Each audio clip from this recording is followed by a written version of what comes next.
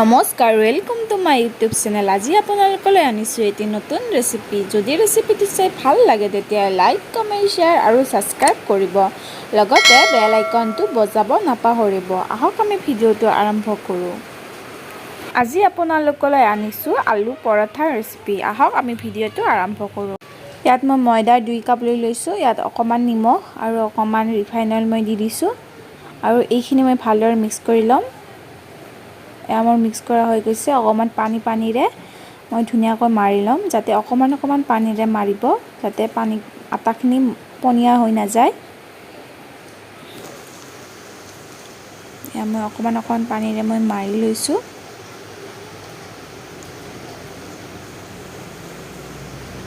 মই অকণমান পানীৰে মাৰা হৈ গৈছে। এতিয়া মই এইখিনি ভালদৰে মাৰি ল'ম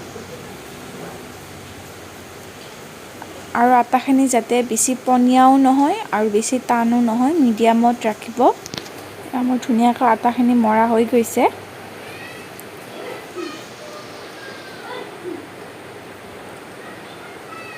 এইখিনি মই 10 মিনিটৰ কাৰণে মই এখন ঢাকনি লগাই দিম। তাৰপিছত মই আলুখিনি ৰেডি কৰোঁ। মই আলু 4টা কাটি থৈ দিছিলোঁ।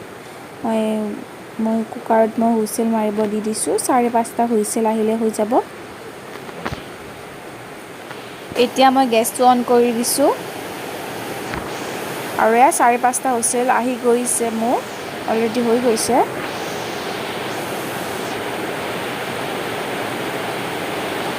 মোৰ হৈ গ'ল। মই গেছটো অফ কৰি দিছোঁ আৰু মই কেৰাহীটো গৰম হ'ব দিছোঁ। মই কেৰাহীত তেল দি দিছোঁ অকণমান আৰু অকণমান পিঁয়াজ কাটি থৈ দিছোঁ আৰু কেঁচা জলকীয়া কাটি থৈ দিছোঁ। মই কেৰাহীত দি দিছোঁ। এইখিনি মই ভালদৰে ভাজি ল'ম। এতিয়া মই আলুখিনি ধুনীয়াকৈ চামুচ এখনেৰে মই এইখিনি পিটিকি ল'ম, যাতে ভাজিবলৈ সহজ হয়।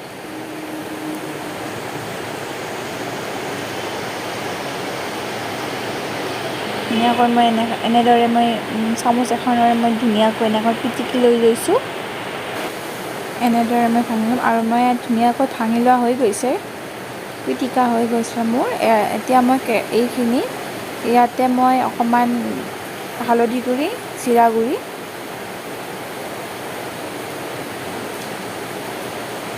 তাত মই জ্বলা গুড়ি অকণমান দিছোঁ।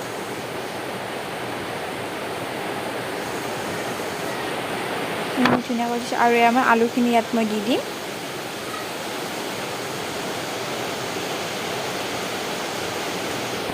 আৰু এইখিনি মই ভালদৰে অকণমান টাইম ভাজি ল'ম, যাতে মছলাখিনি আলুখিনিত লাগি যায়। সেইদৰে মই ভাজি ল'ম আৰু যাতে আলুৰ পানীখিনি নোহোৱা হয়, সেইকাৰণে মই ভাজি লৈ লৈছোঁ। আৰু মই মাৰি থোৱা আটাখিনি 6টা মই এনেকৈ লাড়ু কৰি থৈ দিছোঁ আৰু এই লাড়ু এটা মই অকণমান বেলাই ল'ম। অকণমান শুকান ময়দাৰে এইখন অকণমান বেলাই ল'ব, যাতে আলুখিনি দিয়াৰ কাৰণে সুবিধা হয়।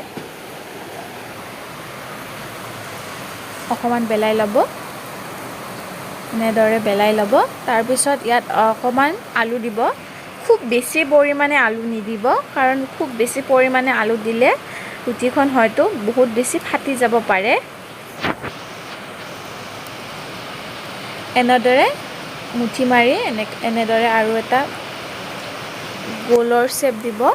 তাৰপিছত ইয়াত অকণমান শুকান আটাৰে এইখন বেলাই ল'ব আৰু অকণমান ফাটিব পাৰে, কোনো কথা নাই, কাৰণ মাজত যিহেতুকে আলু আছে, অকণমান ফাটিবই, যাতে বহুত ফাটি নাযায়।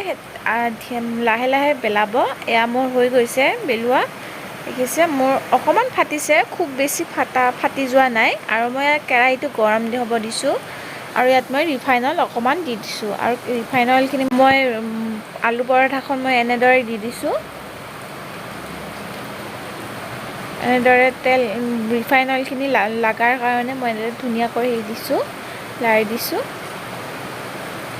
আপোনালোকে এটা মনত ৰাখিব যে আলু পৰঠাখিনি বেছি বহুত পৰিমাণে আলু ভৰাই নিদিব, নহ'লে এয়া হয়তো খাই ভাল লাগিব কিন্তু ৰুটিখন বেলোৱা নহ'ব, ফাটি ফাটি যাব। এনেদৰে মোৰ ধুনীয়াকৈ এয়া মই আলু পৰঠা ৰেডি হৈ গ'ল।